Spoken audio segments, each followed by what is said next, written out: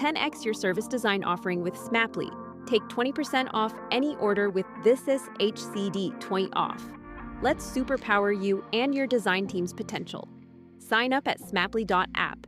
Enjoy the episode from your friends at Smapply, helping support This Is HCD podcast. What are the other misconceptions about what a design system is?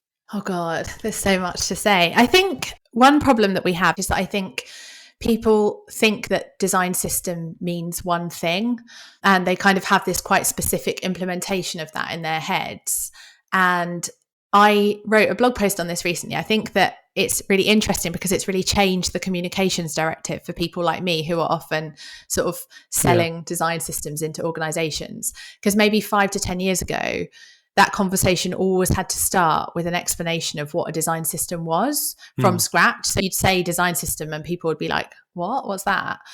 Now you say design system, and even stakeholders who are quite removed from design systems and haven't necessarily worked on one directly are usually coming to the table now, in my experience, with some kind of preconception about what a design system is. So we're almost now having to, I think, sort of help people to unlearn what they think they know about design systems and then rebuild from there. And I think for me, we're in quite a dangerous place there because those preconceptions are not aligned.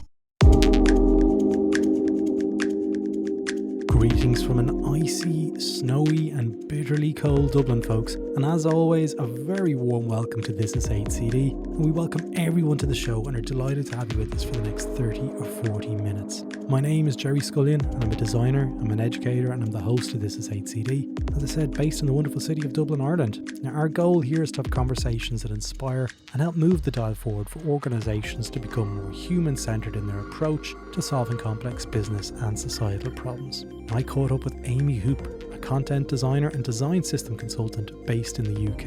And in this conversation, we drill into what a design system is and what a design system is not, and talk about the governance processes around managing design systems, leaning on Amy's 7-year experience, which included working at the GDS, or as Amy says, GDS, not the GDS in the UK, and more. Amy's a total rock star, and I know you're going to love listening to her. Now, if you like what we're doing at This Is HCD, please help us out by leaving a review wherever you listen to this podcast. It only takes a couple of minutes. It really helps us, helps other people find the podcast and so forth. We want to be able to try and reach as many people as possible, and those algorithms love your beautiful words about This Is HCD. And obviously, our preference is a 5-star review there if you do like that. Or you can go one better by becoming a patron. You can get an ad-free stream of the podcast for as little as €1.66 per month. We know, Gerry, it's €20 per year. You get a shout out as thanks. And there's other plans there we can get exclusive items too. And as I say before, all the money goes towards editing, hosting and maintaining our website. So if you do like what we do and you want to support us, we're now over 230 episodes deep into human-centered design goodness. Let's jump into the episode. Amy, welcome to This Is HCD. Maybe start off and tell us a little bit about what you do. And how do you describe yourself when you're at a dinner party or at a family event? Disarming, yeah. That's how I would describe myself, ironically. Disarming, yeah. Charming and disarming. No, so I am I'm a consultant based in the UK, and I focus on 2 areas mainly. So first one is content design, and the second one is design systems. And I often mix the two. So I quite often end up working on design system documentation and kind of content strategy and stuff, which blends those 2 worlds nicely. But my current contract with my client that I'm working with right now is as design systems manager. It's the job title that I've given myself. So yeah, I do a kind of mix of leading design systems work and focusing on documentation stuff. So you're kind of mixing the how and the why. So how you build it with design systems and why you build it, I guess, is trying to understand the underlying need for the content. Is that fair to say? I think so. Yeah, I think most things are a blend of those things. So I know we've got mutual, friends that have connected us over the last couple of months. You used to work at the GDS. Is that how you got started in content design? The GDS, just GDS. GDS. Yeah, the GDS is like the way that my mum would describe it, I think. No offense, Well, mum. I'm probably not too dissimilar age to your mum. Similar age, sure. Yeah, I used to work at GDS, so that was kind of where I got started with design systems. So I joined them in, let's look, 2017, and I Right. worked there for 3 years, and then I started working as a consultant off the back of that. Always Right. good to have a GDS gig under your belt if you're going to try and be a consultant, because people It like seems to that. be the kind of the sort of the badge of honor. You've done your time. You earned your stripes, so to speak. Yeah. Especially in the It's UK. funny, people see it like that, like you've done your time. And actually it was the best, most enjoyable job I've ever had, I think. So It it's sounds a like very it. nice badge of honor Why? to earn. Why Why? was it the Why? best? Yeah. Oh, just the people were the best. Just like I felt like every day I got to go and work with really clever people that made me want to be a better human being. And that was really nice. I think hopefully they did make me a bit of a better human being. Yeah. It's it seems to be like one of those places where they really everyone goes in there and they lift their game, and Yeah. they learn an awful lot from working in a really powerful way, like to deliver good. Mhm. That's my experience of speaking to several alumni of GDS. Um, Yeah, I think that's true. I think the culture at GDS is really strong. And I think it's that kind of shared set of values that exists there that kind of makes it such a nice place to work, because you quite often find yourself at GDS really arguing over the detail and the mm, best way to achieve things. But what I found at GDS was I was never arguing about the premise of the things that we were trying to do. It mm. all felt like we were all quite aligned in terms of wanting to make things inclusive and accessible and do the right thing. And sort of ethically, I would say everybody that I worked with anyway felt quite aligned, which was really You, nice. you didn't have to justify the existence of design within the process. Is that fair to say? Yeah, definitely. That no need to sort of justify the importance of design, at least not at the level I was working at. I'm sure some of the people that worked there at a more senior level had to have those conversations, but we were quite well shielded from it, I think. But also just, yeah, things like accessibility. I'm realizing kind of quite rare to be able to go and work somewhere where Mm, you don't have to ever talk about why you should make things accessible or why you should try yeah. and make things inclusive. It's baked into the DNA, I guess, at Hmm. somewhere like GDS, not their GDS. The Um, genius. and it's how many years are you out of there now? You're out of there 2 or 3 years. You've left, Yeah, coming up for um, 3 years now. coming up to 3 years.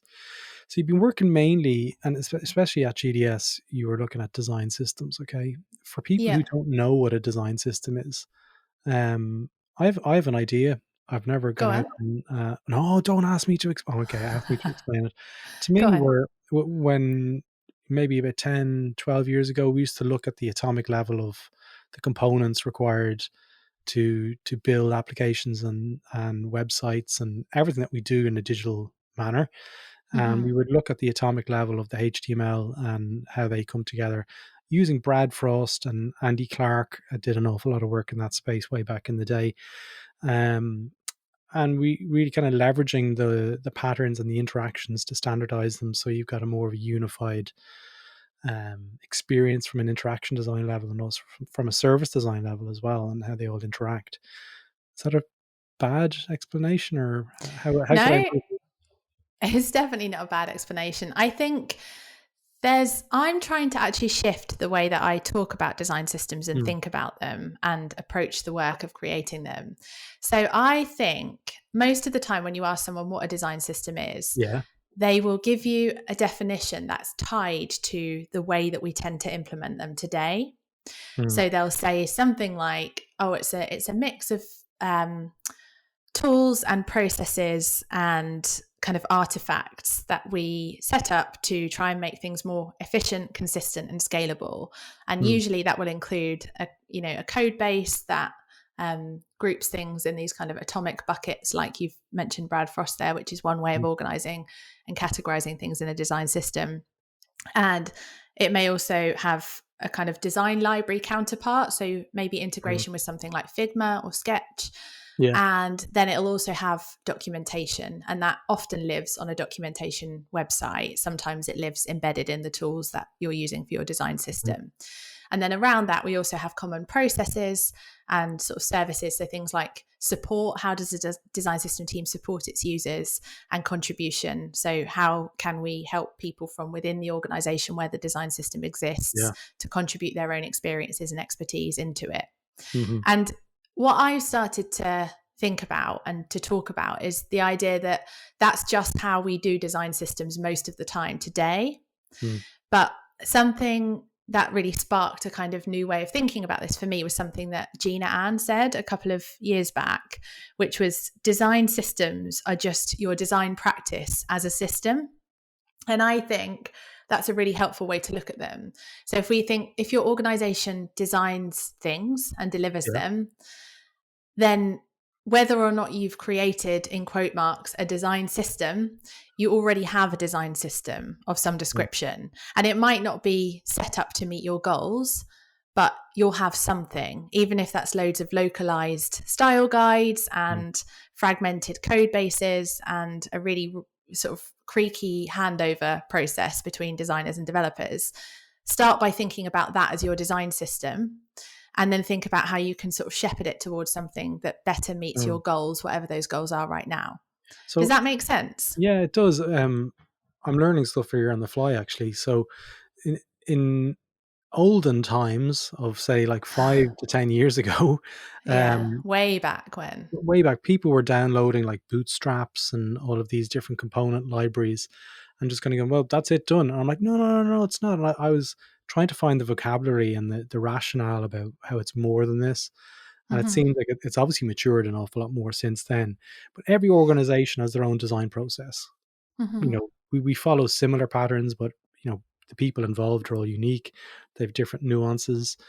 Is there a way, and you could probably shoot me with a stare when I say this, is there a way that's become standard? Is there like a software or something out there that works with the flexibility of the design processes that might lead you to be able to have a unified system that includes documentation, design libraries, and design systems under the one hood, so to speak?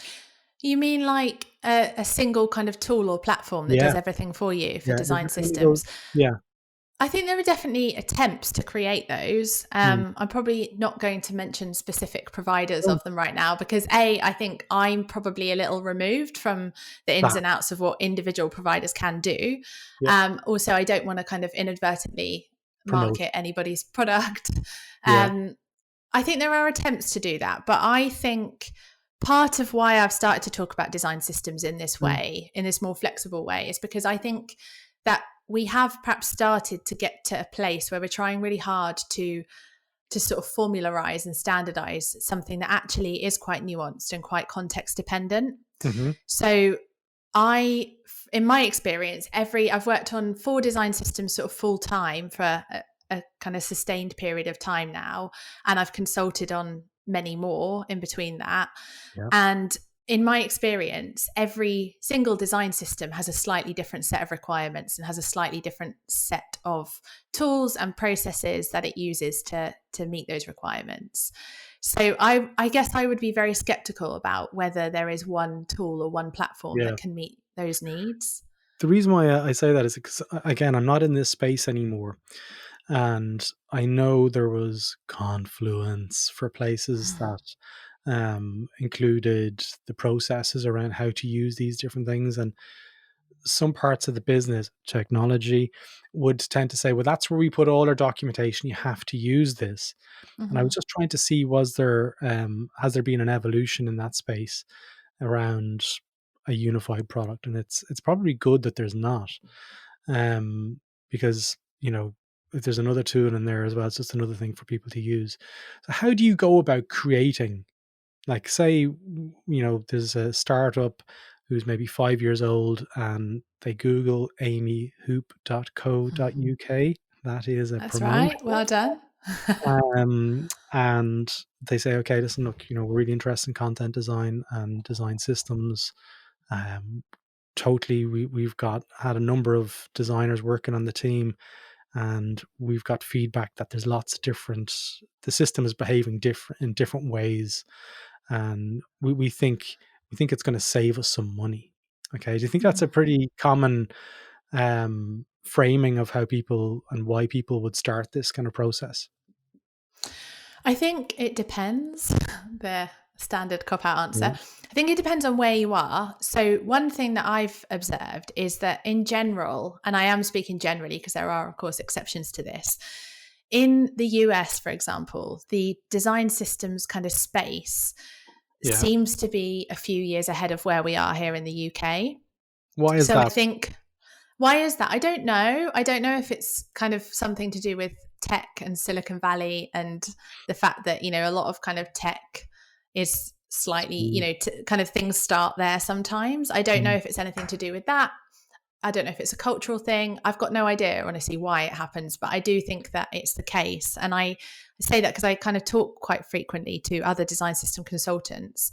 And actually, there aren't that many of us in the UK, and there are a lot of them in the US. And when I talk to the ones in the US, they're always kind of, the perception I get from them is they're very rarely being asked to go in and set up design systems anymore, because a lot of organizations, by and large, are kind of there by now. So their questions are more like, we already have a design system, but it's not really working, or how do we get people to use it? Or how can we kind of reinvigorate our design system somehow? Whereas in the UK, I think there are still an awful lot of people going, we should probably have a design system. So yes, that's maybe typical of conversations that I would have with clients in the UK. But yeah, I think it kind of, what I often find is at the point that I start to engage with an organization, there has already been at least one, often more, attempts to create something like a design system. Yeah. And usually they're kind of approaching me at the point that they want to really sort of formalize that work, and they want to start really getting it off the ground and throwing some money at it. And they're kind of like, where do we start? How do we move this forward? Well, what would you say? You've worked in this space for 6-7 years at this stage. Yeah. We've covered some of the misconceptions, but what would you say are the other misconceptions about design systems? So when you go to, say, conferences that are general UX conferences, and you hear people saying, "Oh, I love design systems. Yeah, I use Bootstrap as my favorite design system." What are the other misconceptions about what a design system is?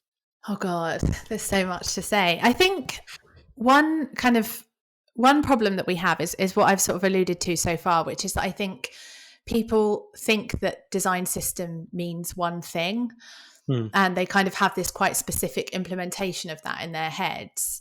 And I wrote a blog post on this recently. I think that it's really interesting because it's really changed the communications directive for people like me who are often sort of selling design systems into organizations. Because maybe 5 to 10 years ago, that conversation always had to start with an explanation of what a design system was from scratch. So you'd say design system and people would be like, what's that? Now you say design system, and even stakeholders who are quite removed from design systems and haven't necessarily worked on one directly are usually coming to the table now, in my experience, with some kind of preconception about what a design system is. So we're almost now having to, I think, sort of help people to unlearn what they think they know about design systems and then rebuild from there. And I think for me, we're in quite a dangerous place there, because those preconceptions are not aligned. It's not like everybody has the same mental model of a design system. They just have quite a strong one. So often what I'm doing is kind of going, I know you all think you know what a design system is, but the idea that you have in your head and you have in your head and you have in your head are probably all slightly different. So we need to talk about what we mean when we say design system here. And even in circles that kind of know more about design systems, I think you can see this playing out. Like there's this sort of trope that appears all the time on Twitter, and there's quite often blog posts about it and stuff, of people saying, oh, that's not a design system, that's just a UI kit, or that's not a design system, that's just a component library. And I think it's based on this premise that we all have this single idea about what a design system is and the right way to do it. And what I'm starting to see now, and I hope that I'm kind of contributing to that, is this pushback against this sort of dogmatic idea of design systems and this definition of them, into something that's much more flexible and much more kind of changeable depending on the context. So I think, misconception one is that design system means one thing everywhere. Okay. And then the other big one that I see a lot is the role of contribution in design systems being really sort of misunderstood, often not by people who are experienced in working on design systems or who've had some experience of working on design systems, but usually from stakeholders who perhaps are invested in the design system for one reason or another, who see contribution as a way to grow a design system faster. So the idea is, well, we only have a small design system team here, but if we can get every designer and developer in the organization to contribute, then we can grow the design system much, much quicker. Yeah. And it's like, that's great if you're going to create the time and space and permission for them to do that alongside their day job. But presumably you also still want them to do the thing that you've hired them into the organization to do. And actually, when it boils down to it, you probably want them to do that more than you want them to contribute to the design system. So in order for them to contribute to the design system, something's got to give. And usually that thing is speed. So when we're working in design system teams and we work with external contributors, it's often a much slower process because you have to fit things around their other priorities than it would be for a design system team to just create something for themselves. And I should say, I think contribution is really valuable. I feel really strongly that design systems should support contribution for lots of reasons, but I just think the speed isn't one of them. And I think it's often seen and explained as this kind of shortcut to growing a system. And actually it's the opposite. It probably slows us down more than anything else. What are the cons for creating a design system? Sorry, say that again? What are the cons for creating a design system? Well, again, I think I'd go back to what I said earlier. I think when we talk about creating a design system, I'd argue you probably already have one. If what we're talking about is formally investing in a design system, what are the downsides of that? Then I guess I don't know if there's a downside to it, but I think there can be sort of mixed expectations about what a design system is going to do. So I wouldn't say that there's a con, because I see it as just aligning your design and development processes with your goals better. That's what I think we mean when we say creating a design system. But I think, sorry. The reason I jump in there, Amy, was just because in my experience, some of my peers kind of threw their eyes up to heaven when a design system was in place, because it created another hurdle in order for approval processes to get into the design system, in order for things to happen that weren't already present in the design system. And it can somewhat disempower the freedom that, say, service designers, if service design is a relatively new thing in an organization, and traditionally UX or interaction design, whatever it was, has already been in place, and the service designer might kind of see that there's actually a need for other patterns that don't exist. It's yet another hurdle for, you have to suddenly work with this new team for the design system team. Is that a realistic con, do you think? I think that's more to do with the type of design system that you build and how you create it and manage it than design systems in general. So if you have a very strict design system and your outlook is that everything that gets used in our products and services has to have some kind of presence in the design system, then yes, I definitely think that's going to become problematic, and the design system is going to end up being a bottleneck for what you want to do. But I think for me, that's an argument for making sure that product work and individual service work can move at its own pace and can be decoupled from design system work. Because I think something that I see, a pattern that I see a lot, is when people are pitching for investment for design systems, they talk a lot about duplication of effort. So they say, look at all this money we're wasting. This person over here is building buttons. This person over here is building buttons. Times that by 50 teams. We're spending millions of pounds on our buttons, and we could just make one button and everybody would be happy. Yeah. and we'll save so much money. And that's a very kind of reductive explanation of what's happening and sort of promise of design systems. And it's, I think, necessarily simplified to just get the message across to people who perhaps don't understand it well. But one of the downsides of telling that story is that the second you get funding, everybody in the organization suddenly finds duplication of effort to be an intolerable, urgent problem to solve. Yeah. So it's like they've been tolerating it for years. You've just had to spend months persuading them that it's a problem worth addressing. And then the second that a penny gets spent on the design system, they're like, hold on a second, that person over there has made a text input and that person over there's made one. And this mustn't happen ever again now that we have a design system. You promised us it was going to stop this. And actually, I think you still need to be able to diverge before you can converge on a single design system solution for anything, right? We have to incorporate that experimentation, that kind of contextual adaptation. That has to still be part of our process. So design systems take time to kind of populate. It can't solve every problem from day one. And B, I think having a design system doesn't mean that you should never be able to have individual product solutions ever again. Quite the opposite, I think. It's a kind of, it's a prerequisite to a design system success that you can allow that multiplication to happen before converging on something for everybody to use.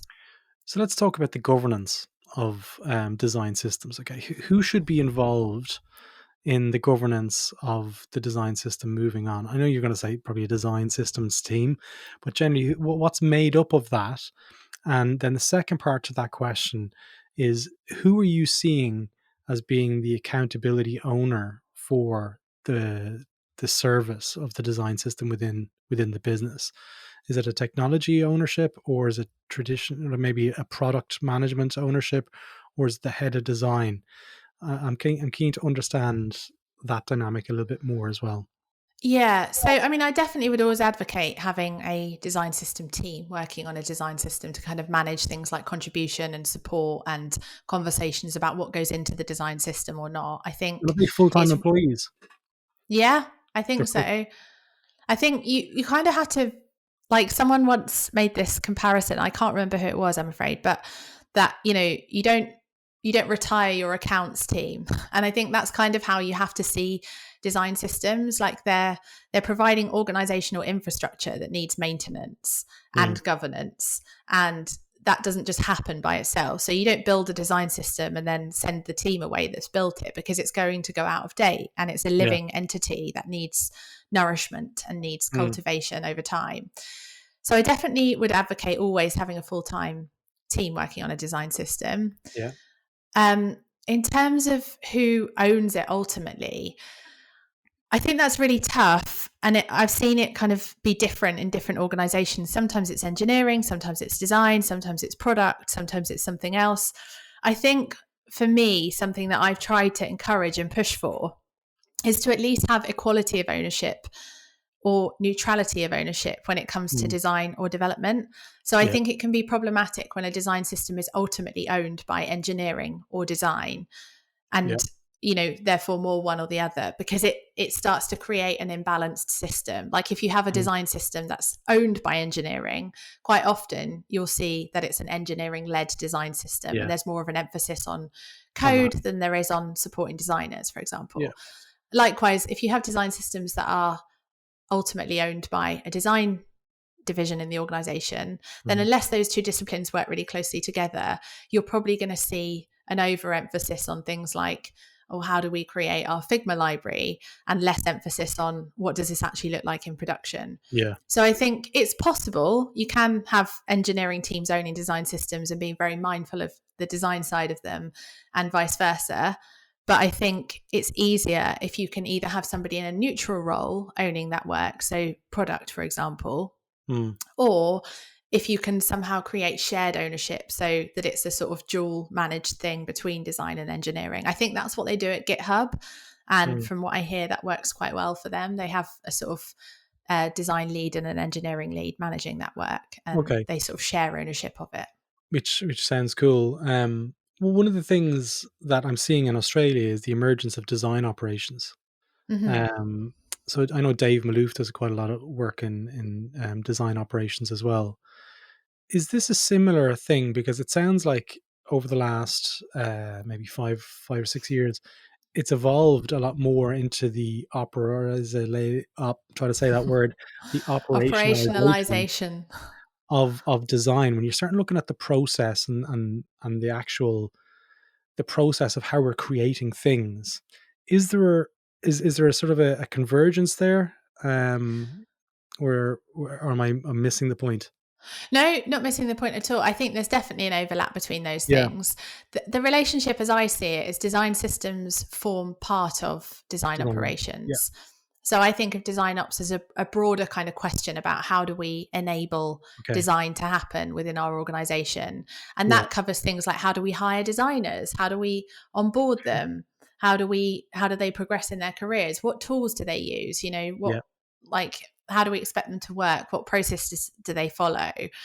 Design systems, I think, are something a little bit more specific, which bit more will granular. touch on, yeah, there'll be design systems will be impacted by those things and they will impact those things and they Yeah. have to work within that decision framework that's been Mm. set by the design ops at the organization. But I do see it as a kind of a subset of design operations, I think. So going back to the governance piece, I keep on going back to Yes. the governance. People are like We rolling love governance, don't we? people are rolling their eyes and going, Scullion is on the governance bandwagon again. So what skills are in there? Okay, because I have a lot of friends and I'm coaching an organization that are heavily on the development side of things, and they're trying to upskill into design as well. Okay, so I'm looking at that organization specifically when I'm thinking about this. The development side of the fence, who's represented in the design system governance piece, or are they? I'm not sure I understand the question. How So do do you you have mean who's front-end development? represented in? Do you have a full stack technical developer within the design government? Because there's a reliance, and I'm trying to understand the inclusivity of the design system to make sure that it's not just another silo that is being Yeah. created.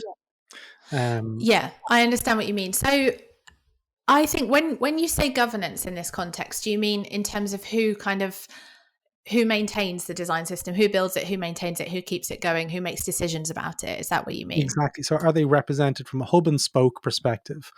Do you Hmm. have members? And you said it's a full-time role, so you could have somebody who is, for want of a better way, on a sabbatical in the design systems team for like a year, 2 years, but the reporting line is still going back into engineering.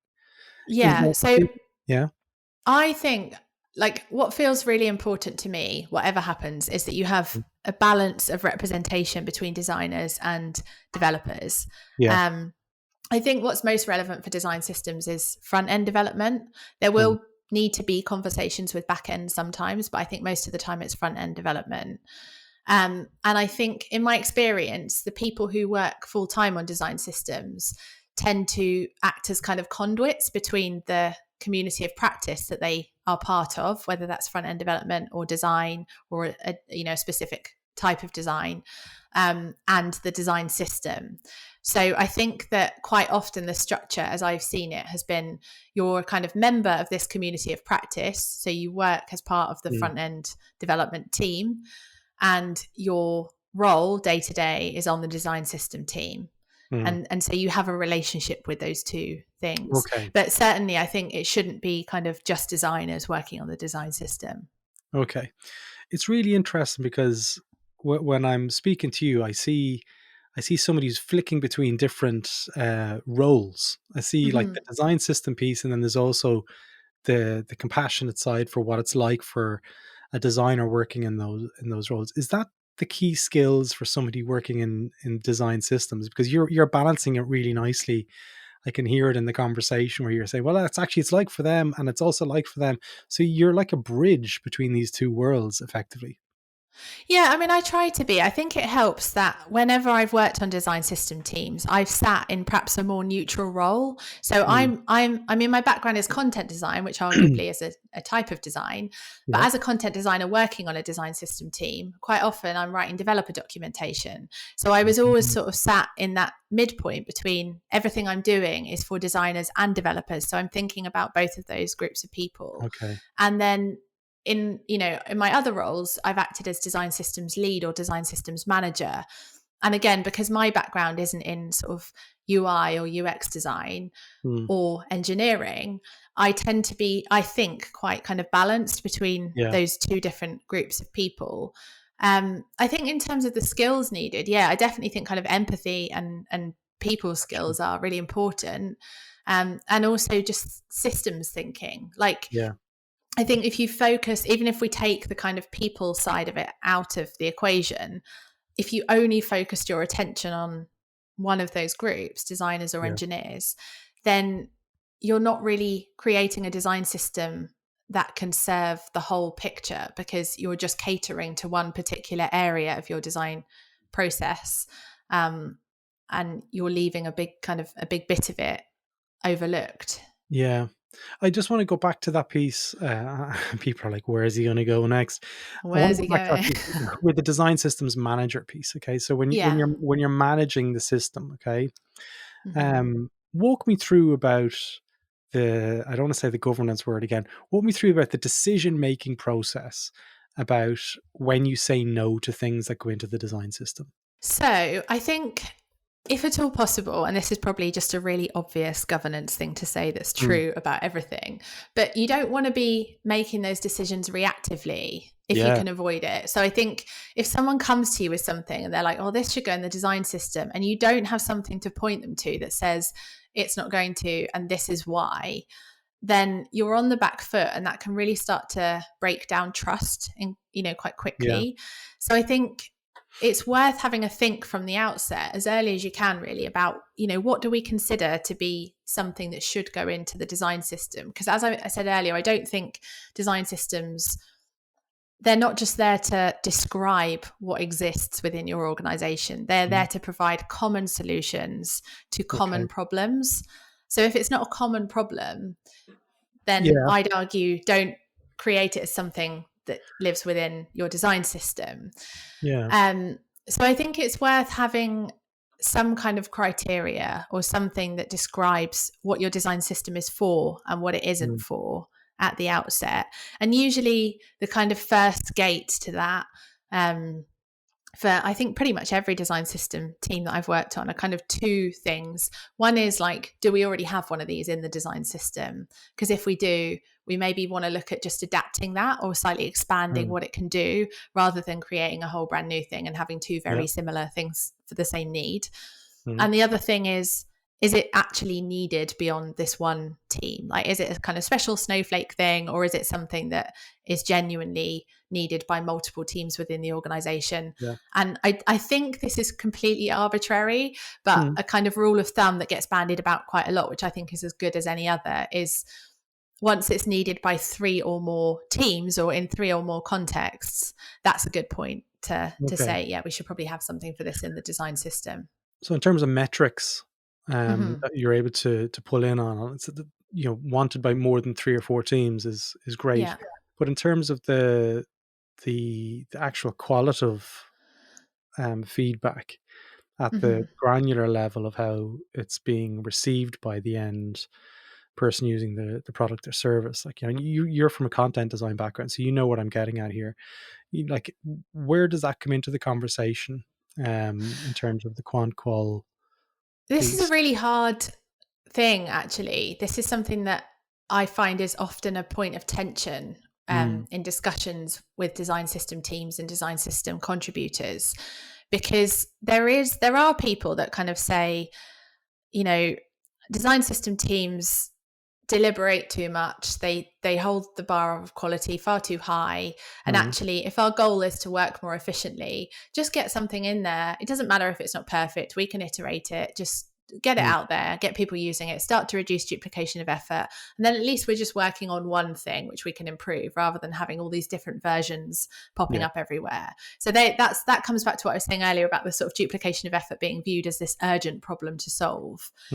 I think where I sit is that design system teams, I think, have a responsibility to, and this is something that Nathan Curtis, who's a design systems consultant in the US, who I quote about 10,000 times a day, every single day of my life, about, honestly, something that he said, which I've parroted a lot since, is design system teams have a responsibility to either match or exceed the level of quality that a product team will produce on its own. Because otherwise, why would they use it, right? So like if we're asking them to swap their buttons that they've designed in their context for their users for our buttons, then it's got to at least be a kind of, in terms of quality, it's got to at least be like for like. And ideally it should be better, because you need to, switching over, adopting a design system is work. So we should acknowledge that and reward that work in some way, and hopefully with an improvement on what they've done. That's fair enough. You mentioned there a while ago about development documentation, and I know this is something that you're smiling here when I'm saying this. I know this is something that you actually love, okay? And I do. It's really interesting for me because I could not think of anything off the top of my head as more boring. Okay, right? Talk to me about where this fascination came from. With documentation? Yeah, just documentation. Oh man, I could think of 1,000 other jobs I'd rather do than that. Than reading it or writing it? Just writing it. You haven't been so specific. Well, I think a lot of people feel that way about documentation. And I think that actually it's often sold as this is mind-numbingly boring. And I think the reality is it's quite scary for people. I think people say they're bored, and I think what they actually mean is I don't know if I'm very good at this, and it's a lot of work, and I don't really know how to do it, and I don't have a good framework for doing it. So I'm just going to say that it's really boring. Like, that's how I experience it. And I think for me, why documentation is interesting and exciting is something that I feel really strongly about, and I think you do too, based on the conversations that we've had, is opening up our work, like trying to push back on gatekeeping, trying to really make our work inclusive, accessible, open, inviting more people to participate and to be able to use the things we've built and to contribute to them and to get involved in the work that we're doing. Yeah. And I think there's such a huge opportunity with documentation to do that, to really kind of lower the barrier to entry, to really sort of push the bounds of, even when I'm writing developer documentation, a lot of the time I'm trying to write it in such a way that if you're not a developer, you could broadly understand it, without kind of overdoing it so that it's just completely nonsensical to developers. I really like to try and push the bounds of clear documentation to a level where it's as open and inclusive as it possibly can be. Yeah. And when I've been given the space and time and encouragement to do that, I've seen such amazing results. So that was one of my favorite things about working on the GovUK design system, was that they really backed me and supported me on this. The whole team did, and the organization did. And with the team, we worked on creating really clear documentation that I think the GovUK design system website is public. Anybody can go and look at it. You can go and look at it. And I think hopefully that comes through in the docs. It's something that we used to get lots of really positive feedback about, was how kind of clear they were. Yeah. So for me, I think that's why I care about it. I think it has such an important role to play when it comes to inclusion and diversity and all of the things that really matter, I think, within our industry. Whereas when people don't document things, or they only document them in a way that's going to make sense to them and, their mate Chad that sits next to them, it's probably, I just completely pulled that from. I do, yeah, I do. I know many Chads. And I think that, that's where we start to exclude people. I don't think anyone ever does it with that intention. No. But I think that it's, for me, it's the opposite thing of like introducing that intention to make documentation that is inclusive and is accessible to a broad audience of people. So you mentioned before we started recording about you're working on a course. I am. How can people sign up to the course if it's ready? I don't think it is ready though, what you're saying. But how do they follow you, and how do they stay up to date on what you're doing? Do you have a newsletter, or are you on that old school social media platform, Twitter? I am on that old school social media platform, Twitter. I Fire. don't have a newsletter. Yeah, the course. So the course that I'm working on is called Writing for Design Systems, or Writing Design Systems Documentation. So it's going Nice. to touch on a lot of the stuff that I've just mentioned. This was the point, I think, before we started recording, where your eyes rolled out of your head. But I promised to make it interesting and engaging. It's a good challenge for me, right? If I can make people whose eyes would otherwise roll out of their head care about this, then I've done something right, I think. Absolutely. So yeah, the best way to kind of keep up to date with that is through Twitter. I'm just Amy_Hupe. I'm also on Mastodon. I think my name is the same, and I'm on the social.design.systems server. Okay. And through my website, all my contact details are on there. And yeah, at the moment, I'm just getting people it's all very informal, and it's just me. I don't have a marketing team. So I'm just saying to people, if you're interested, drop me an email, let me know with your email, and I'll add you to my mailing list, which is a password protected spreadsheet. And when when I have details, which I'm hoping to send out in January, I will send them out and get you booked on. Do people have marketing teams? Is this something that I don't know. I think people are probably just better at it than I am. But I don't know about that. Yeah, everyone I don't even have an email signature. Everyone I know is just kind of muddling through the whole kind of thing, like so, myself included. But Amy, look, I finish every episode with a huge thanks for giving me your time, your energy, and your openness. We're going to start off a new thing, which I'm stealing from Stephen Bartlett, who's one of my favorite podcasters in the UK, where he asks guests to ask a question to the next guest. So it can be a question about anything. So I'm putting you in the spot here, but a future guest, what is the question that you'd like to put out into the ether about asking our future guest? It can be anything. Oh my God, no pressure. I would love give a think. So it could be something. I would love to know how they think inclusivity serves their work. Okay. How we think inclusivity serves their work. It was a great... But their work in particular, whatever it is that they're trying to do, what role does inclusivity play in the job they're trying to do? Awesome. Okay, we'll include that one in the next one. Amy, thanks so much for your time. No worries. Thank you. Thank you for having me. And there you go, folks. I hope you enjoyed that episode. And if you enjoyed it and want to listen to more, why not visit thisishcd.com, where you can learn more about what we're up to and also explore our courses whilst you're there. Thanks again for listening.